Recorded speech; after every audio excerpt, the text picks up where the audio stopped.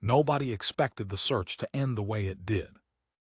The base cafeteria was loud that afternoon, trays clattering against metal tables, soldiers laughing over stale coffee, the ordinary noise of a mess hall trying to feel normal in a place that rarely allowed for normal. Fort Bragg had a rhythm to it, and lunch hour was its loudest hour, the one stretch of the day when ranks seemed to loosen just a little, when officers and enlisted alike let their shoulders drop for 20 minutes before the afternoon swallowed them again. Staff Sergeant Cole Bennett walked in with the swagger he always carried, the kind that came from 3 tour and a chest full of medals he mentioned more than necessary. He was the sort of man who filled a room before he said a word, broad shoulders, a walk that announced itself, eyes that swept every table like he was cataloging weaknesses. Some men earned respect quietly. Bennett collected it loudly, the way some collectors chase rare coins, obsessive and a little desperate underneath the polish. He stopped near the serving line, eyes locking onto a woman standing quietly at the end of the counter. She wore a plain uniform, sleeves rolled to the elbow, dark hair pulled back into a tight, unremarkable bun. Nothing about her stood out except that Bennett didn't recognize her, and Bennett prided himself on recognizing everyone. "New transfer?" he asked, loud enough for half the room to hear. It wasn't really a question. It was an announcement, a way of marking territory. She nodded once unbothered. "Yes, Sergeant." "Name?" "Rays." He studied her the way he studied most things he didn't immediately understand, like she was a puzzle missing a piece, and the missing piece offended him personally. Something about her calm didn't sit right. Too still, too quiet. In his experience, new transfers fidgeted, stammered, tried too hard to impress the room. Rays did none of that. She held her tray like she'd held it 1,000 times before, in 1,000 different mess halls, in places that didn't always have mess halls at all. "You mind if we run a routine check?" he said. "Standard procedure for new personnel. Search her bag, her gear." A few soldiers at the nearby tables stopped eating. Somebody set down a fork a little too hard, the clink cutting through the noise like a small alarm. Rays didn't flinch. "Go ahead."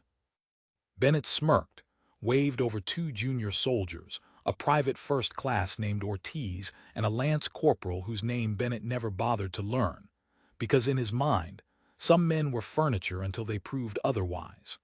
They opened her duffel first, laying its contents out on the counter with the theatrical slowness Bennett liked to encourage during searches, a slowness meant to make people sweat. Folded clothes. A worn paperback with a cracked spine. Someone had read it more than once, maybe more than a dozen times, the way people reread books that got them through something. A small first aid kit, packed with more precision than most people packed for war. Gauze arranged by size, a tourniquet positioned for one-handed access, antiseptic wipes rubber-banded together in groups of 5. Ortiz paused over it a moment too long, something flickering across his face, before he set it aside and kept searching. Bennett's eyes drifted to her arm. "Roll up your sleeve," he said. The room went quieter. Not silent. Nobody ever manages true silence in a room full of 200 hungry soldiers. But quieter, the way a held breath is quieter than a released one. Rays hesitated for half a second, not fear, just a flicker of something harder to name, something private crossing behind her eyes and disappearing before anyone could read it clearly. Then she rolled her sleeve up past the elbow, unhurried, like she'd made peace with this exact moment long before it happened. There it was. A dragon, inked in deep blue and black, coiled from wrist to shoulder, its body twisting through what looked almost like waves, its tail wrapping tight around a trident. The linework was old, not faded exactly, but settled, the way ink settles into skin after years of sun and salt water and whatever else had happened to the arm underneath it. Below the dragon's claws in small block letters, words that most people in that mess hall had heard before, usually in movies, rarely in person. The only easy day was yesterday. The mess hall went dead silent. A young private near the drink station dropped his tray. The clatter rang out sharp and sudden, and nobody moved to help him pick it up. Every eye that wasn't already on Ray's turned toward her now. Bennett's smirk faded slower than he wanted it to, like a man trying to keep his footing on ice that had already cracked beneath him. He'd seen that tattoo before, not in a manual, not in some training slideshow about esprit de corps and morale. He'd seen it on men who didn't talk about what they'd done to earn it. Men who carried themselves differently, who didn't need to raise their voices in a room because the room already knew to be quiet around them. That's, he started, then stopped, the sentence dying somewhere in his throat. An older master sergeant sitting near the window rose slowly from his seat, coffee forgotten, steam still curling off the cup he'd left behind. His name tape read HOLLIS, and he'd served 2 decades, long enough to have seen plenty of ink, plenty of stories, plenty of young soldiers trying to look tougher than they were with tattoos that meant nothing beyond a dare made at 19. But this was different, and everyone in the room could feel the difference the way you feel a change in air pressure before a storm.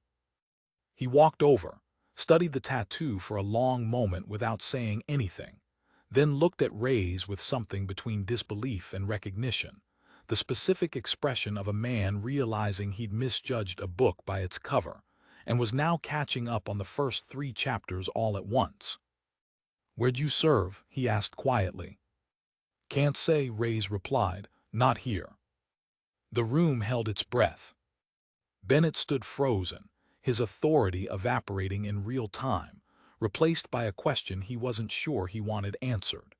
He'd built his whole presence in this base around being the loudest voice, the one who ran the tightest checks, who never let anyone slide. And now he was standing in front of a woman half his volume who just made the entire mess hall forget he existed. "Your seal," Holly said, not a question. Ray said nothing. She didn't need to. The silence stretched longer than anyone knew what to do with. Trays sat half-eaten. Conversations that had been mid-sentence just moments earlier hung suspended, unfinished, as if speaking now would somehow be disrespectful to whatever had just happened. Bennett cleared his throat, trying to find his footing again, trying to remember the version of himself that had walked into this room 10 minutes ago feeling untouchable. "That doesn't mean anything," he said, though his voice had lost its earlier bite, had gone thin and unconvincing even to his own ears. "Anyone can get a tattoo." "Anyone can," Ray's agreed. Her tone stayed even, no anger in it, no defensiveness either. Just fact delivered the way a person states the weather. Not everyone earns the words underneath it. Holly's hadn't stepped back. He was still looking at her arm like it was a page out of a book he'd read once and never forgot, a book he'd assumed he'd never see referenced in real life again. "I had a buddy," he said slowly, mostly to himself but loud enough that the nearest tables caught every word. "Ran with Team 5 back in '06. Different ink, same trident. Never talked about it, not once. Not even drunk, and believe me, I tried." Bennett shifted his weight, the movement small but visible, the tell of a man whose confidence had quietly excused itself from the room. The 2 junior soldiers who'd opened her bag stood frozen mid-task, unsure whether finishing the search would look like diligence or cruelty. "Sergeant," Ray said, looking at Bennett now, calm as still water, "you can finish your search. I don't have anything to hide." That should have made it easier. It didn't. Bennett had run this kind of check 100 times before, cocky, routine, a little bit of a power move dressed up as procedure. He liked making new transfers sweat. It reminded everyone, including himself, who was in charge, who set the tempo of this base, who decided when a person got to feel comfortable and when they didn't. It had never once occurred to him that the tempo might belong to someone else in the room. But nobody in the mess hall was thinking about Bennett anymore. They were thinking about the woman standing at the end of the counter who hadn't raised her voice once, who hadn't asked for pity or attention or even acknowledgement, who carried herself like someone who'd been in rooms far louder and far more dangerous than a mess hall on a quiet stateside base. A young corporal near the back, barely 6 months in, still learning which end of a rifle mattered more in a firefight, leaned toward his friend and whispered, "Is that real?" Are women even allowed to? Shut up, his friend hissed. Just watch. Holly's wasn't finished talking, and something in his voice suggested he needed to say it as much as the room needed to hear it. There's a program, he said. Cultural support teams.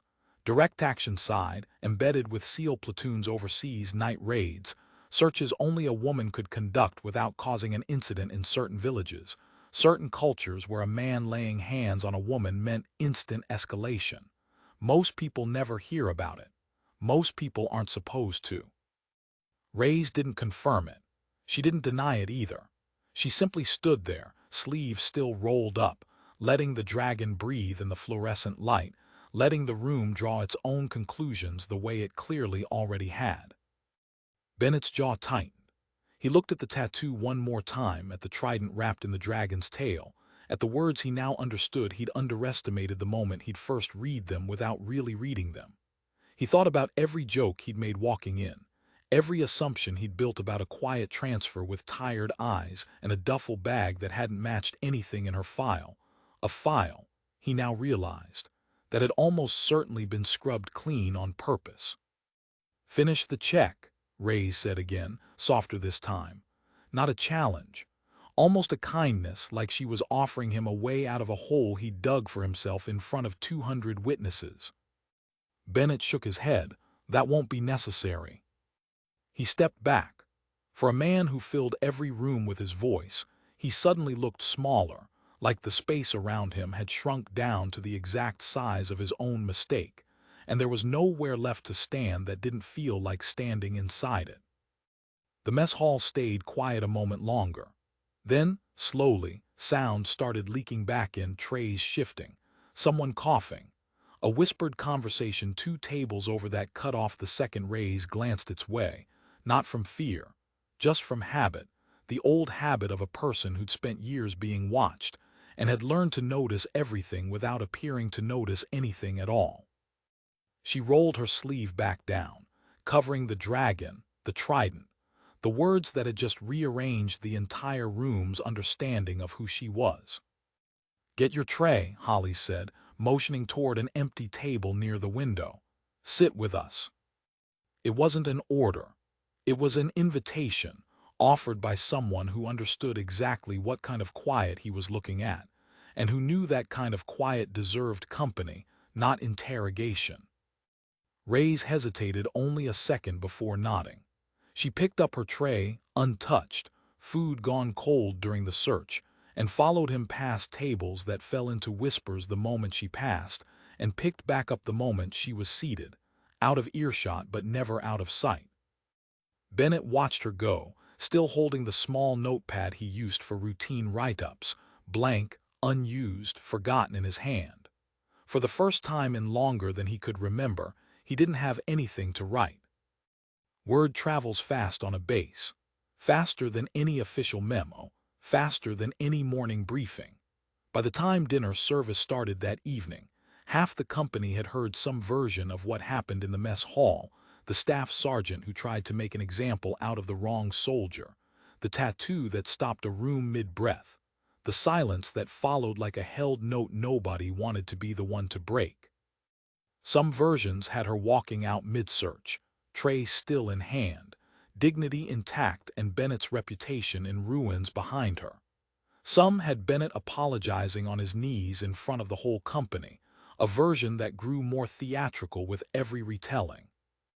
None of it happened exactly that way, but that didn't stop the stories from growing legs of their own, the way stories do on bases where the days are long and the entertainment is scarce, and a moment of real drama gets passed hand to hand like currency.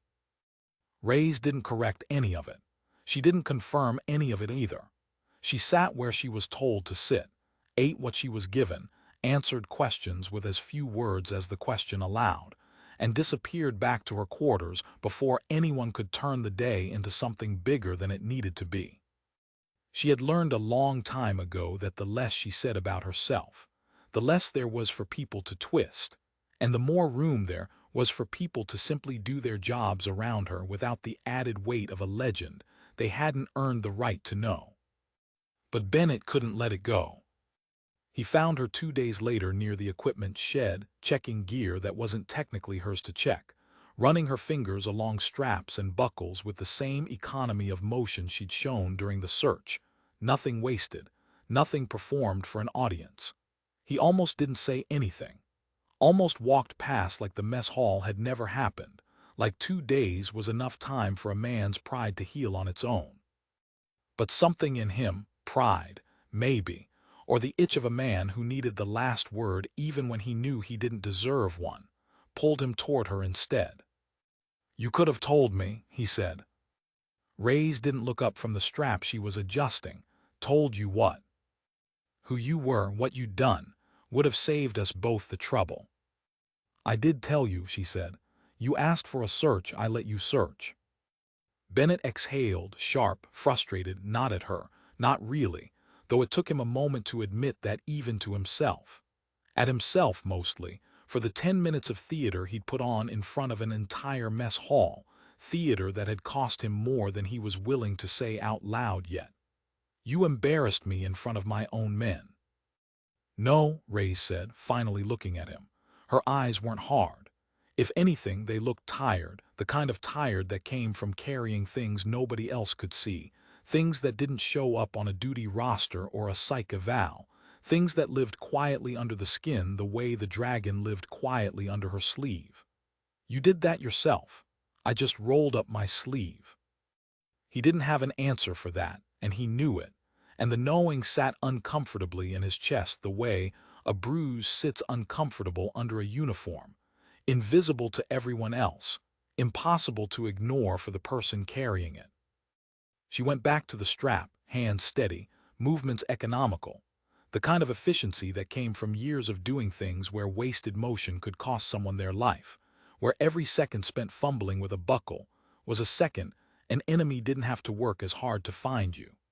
Bennett watched her a moment longer, the swagger from 2 days ago nowhere in sight, replaced by something closer to genuine curiosity, the first honest thing he'd felt toward her since she'd walked into that mess hall. "Why'd you let it happen?" he asked finally. "The search. You could have stopped it before it started, pulled rank, whatever rank you actually have." Reyes considered the question longer than he expected, long enough that he almost thought she wasn't going to answer at all. "Because you had a job to do," she said eventually. "And I don't walk around demanding people already know who I am. That's not how it works, not where I've been." "Where's that?"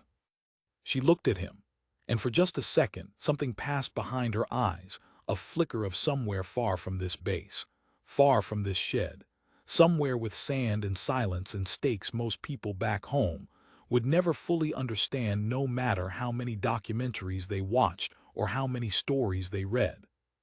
"Somewhere I don't talk about," she said, "same as your friend inside probably didn't talk about his." Bennett's throat tightened. Hollies had told him more that night, quietly, over coffee neither of them finished, the two of them sitting in the near-empty mess hall long after everyone else had cleared out. About the program, about the women who volunteered for missions most of the military didn't officially acknowledge existed, about the ones who came home with tattoos instead of medals because medals meant paperwork, and paperwork meant questions, and questions were exactly what certain missions couldn't afford to answer. "I'm sorry," Bennett said. It came out rougher than he intended, like the words had to fight their way past something stubborn lodged in his chest, something that had been sitting there since the mess hall and had only gotten heavier with time instead of lighter. Reyes shrugged, not dismissive, just practical, the shrug of someone who'd stopped expecting apologies a long time ago and had made peace with not needing them. "You're not the first person to underestimate someone based on how quiet they are. Doesn't make it right." "No," she agreed, "it doesn't." She finished with the strap, set the gear down, and finally gave him something close to a smile, small, tired, but real, the first real thing she'd offered him since she'd arrived. "You want to make it up to me, Sergeant. Stop assuming quiet means empty. Some of the most dangerous people I've ever worked with didn't say a word until it mattered.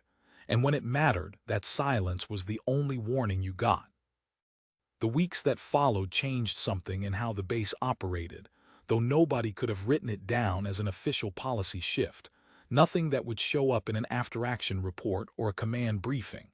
It was smaller than that, quieter, the kind of change that happens in the way people look at each other, not in the memos that get filed and forgotten in a drawer somewhere. Bennett stopped running his checks the way he used to. He still did them, routine was routine, and the Army didn't run on sentiment, but the swagger was gone, replaced by something closer to attentiveness, closer to actual professionalism instead of the performance of it.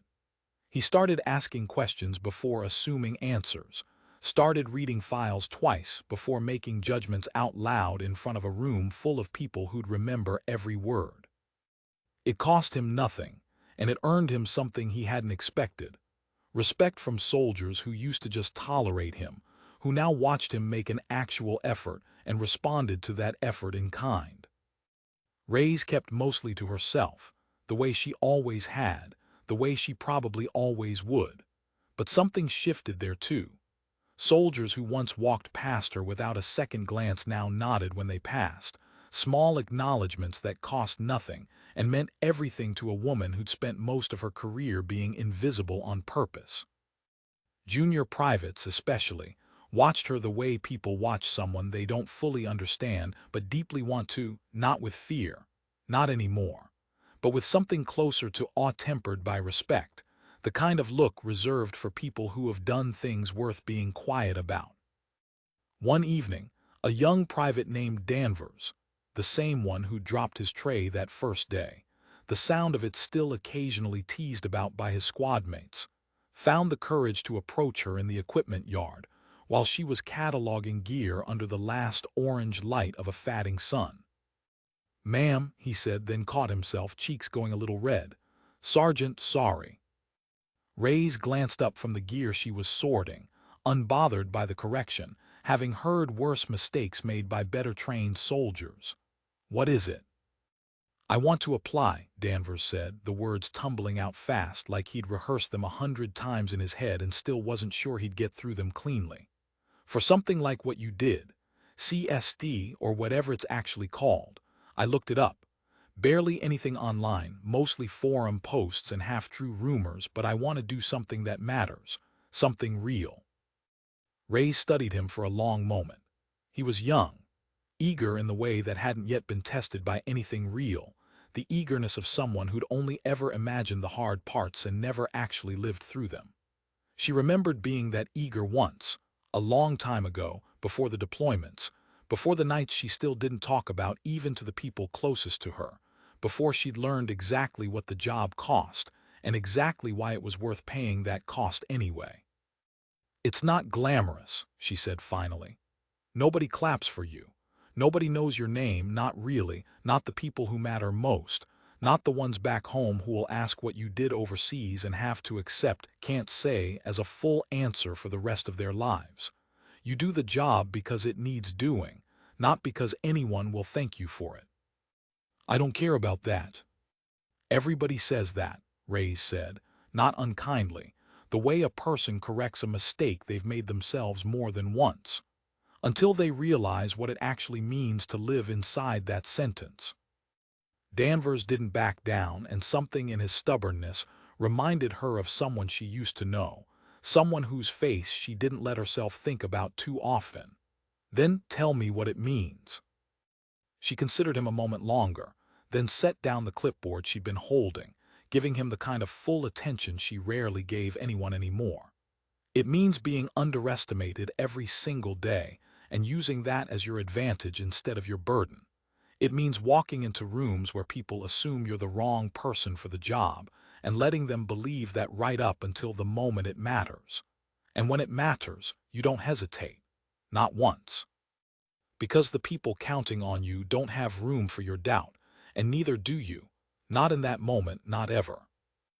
Danvers nodded slowly, absorbing it like scripture, the kind of nod that meant he'd remember this conversation word for years to come, maybe for the rest of his life.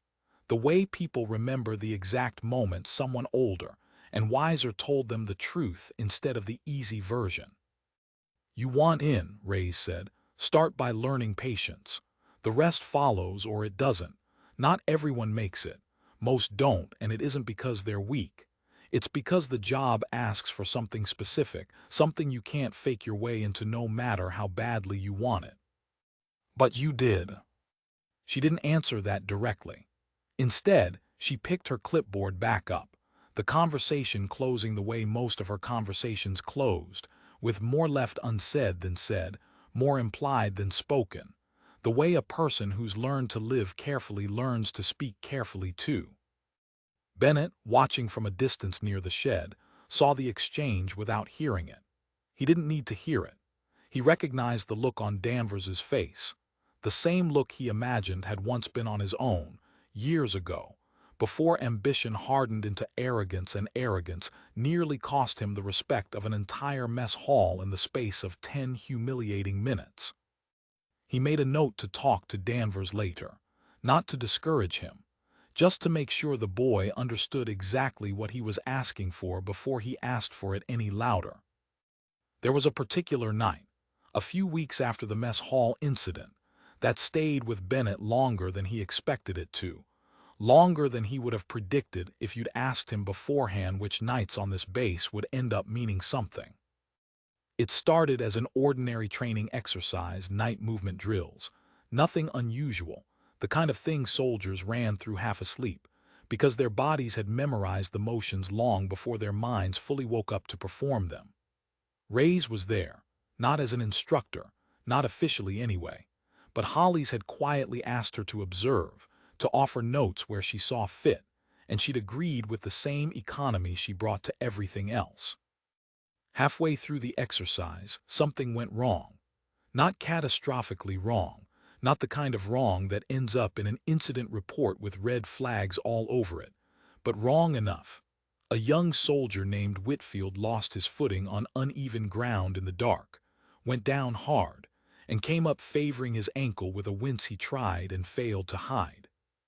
The exercise paused. Medics were still 4 minutes out by radio estimate, which on a training field in the pitch dark might as well have been an hour. Whitfield sat there, jaw tight, trying to look fine in front of the squad, the particular performance young soldiers give when they're more afraid of looking weak than they are of the actual injury. Reyes was at his side before Bennett had even processed what happened. She knelt, hands moving with the same precision she'd shown searching her own gear weeks earlier, checking the ankle without asking permission, the way someone does when the asking would waste time neither of them had. "Talk to me," she said, voice low, steady, the kind of steady that seemed to travel outward and settle whoever was nearby, Whitfield included. "It's fine," Whitfield said through his teeth, the classic lie of every soldier who'd ever been taught that pain was something you swallowed, not something you named out loud. "It's not," Reyes said, not unkindly, already unlacing his boot with quick, sure fingers. "But it's not broken either. You're going to be furious at yourself in about 10 minutes for not saying something sooner, so let's skip that part and just fix it now." Something about the way she said it, matter of fact, no judgment in it, just competence wrapped around a small kindness, made Whitfield's shoulders drop half an inch, the tension bleeding out of him in a way that pure medical efficiency alone wouldn't have managed. She worked fast, wrapping the ankle with a technique that clearly came from more than a basic combat lifesaver course, the kind of muscle memory that only builds after you've done something 100 times in conditions far worse than a training field with backup 4 minutes out. By the time the medics actually arrived, she'd already stabilized the joint enough that the young corporal doing the assessment looked at her wrap job and asked, half joking, half serious, "Who taught you that?" "Nobody you'd know," Reyes said, and that was the end of that conversation. Bennett watched all of it from a few feet away, the flashlight in his hand forgotten, angled uselessly at the ground. He thought about the first day again, the mess hall, the tattoo, the silence that had swallowed the whole room. He thought about how easy it had been to reduce her down to a single detail, a single image, when in reality that detail was just the visible edge of something far larger, something that showed up in moments like this one, unglamorous and unwitnessed by anyone who'd ever write it into a story worth telling. Later that night, after Whitfield had been cleared and sent to get properly checked out, Bennett found himself walking the same direction as Ray's back toward the barracks, neither of them saying much, the kind of comfortable quiet that hadn't existed between them a month ago. "You didn't have to do that," he said eventually. "Wasn't your exercise to run?" "Wasn't yours either, technically," Ray said. "Didn't stop you from standing there ready to carry him if it came to that." Bennett almost smiled. "Almost. Guess we're both bad at minding our own business." "Guess so," Ray said. And for the first time since she'd arrived, there was something almost warm in her voice, something that suggested the distance between them had narrowed into something closer to an actual working respect, maybe even the beginning of something like trust.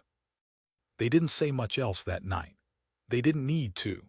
Some understandings don't require a lot of words to settle into place. They just need time and the right small moment to make room for them. 3 months later, Ray's received new orders. Nobody in the company was told where she was going, only that her transfer was immediate and her file, once again, would say almost nothing about what came next, the same careful blankness that had followed her onto the base in the first place. The mess hall was quieter the morning she left. Not silent, bases don't do silent, not really. Not with 200 hungry soldiers moving through breakfast on a schedule that didn't pause for sentiment, but quieter than usual, the kind of quiet that comes when people sense something is ending even if they can't fully name what it is. Bennett found her near the transport vehicle, duffel bag over her shoulder, same economical movements as the day she'd arrived, like the months in between had barely touched her at all, at least not on the surface. He almost didn't say anything, almost let her go the way she'd come, without ceremony, without a scene, the way she clearly preferred to move through the world. But he stopped her anyway. "Sergeant," he said. She turned. "For what it's worth," he said, "you made this place better, made me better, didn't think I needed it." "Everyone needs it," Ray said. "Most people just don't find out until someone rolls up their sleeve." He almost smiled at that, almost. "Danvers put in his application," Bennett said, "for the program. Whatever pieces of it he could find information on, which wasn't much, but he filled out what he could and mailed the rest with a letter explaining why the blanks didn't matter to him."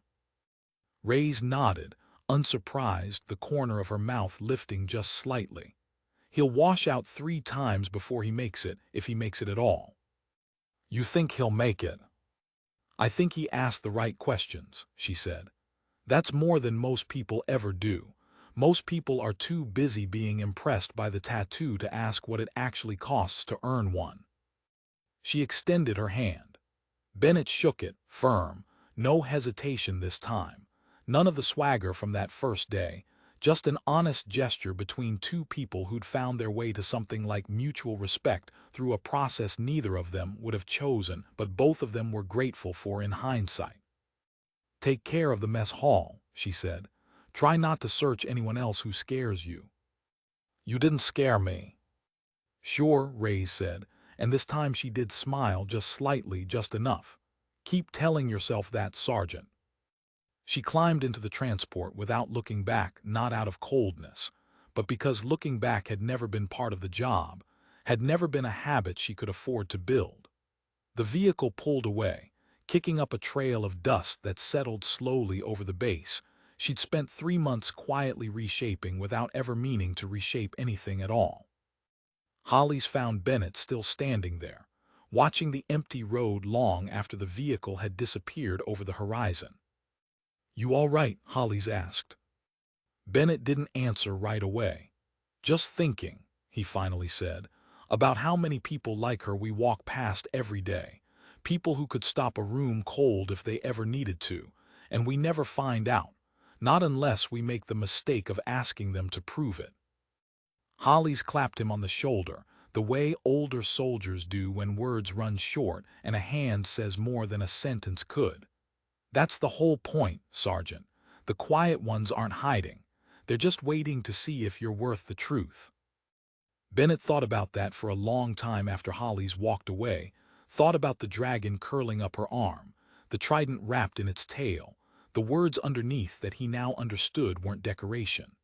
They were a promise, a record, a quiet accounting of every hard day that had earned her the right to wear them, days she'd never fully described to anyone who hadn't lived through something similar themselves. Months later, long after the base had moved on to other stories, other small dramas that filled the space between deployments, Bennett would still catch himself thinking about that first day in the mess hall. The moment a routine check turned into something he never expected. The moment a rolled-up sleeve rearranged an entire room's understanding of what strength actually looked like. He never ran another careless search again, not because he was afraid of being wrong, because he'd learned, finally, what it cost to underestimate someone who never asked to be believed, only to be seen. Danvers, for his part, did wash out twice before something in him refused to quit a third time. Years later, on a base far from Bragg, in a country he wasn't allowed to name in letters home, he'd think about a quiet conversation in an equipment yard and understand, finally, exactly what Ray's had meant about patience being the first thing the job asked for. And somewhere, in a place none of them would ever hear about, a woman with a dragon on her arm kept doing the work that didn't come with applause, kept walking into rooms where people assumed she was the wrong person for the job, and kept proving them wrong the only way she ever had quietly, completely, and only when it mattered.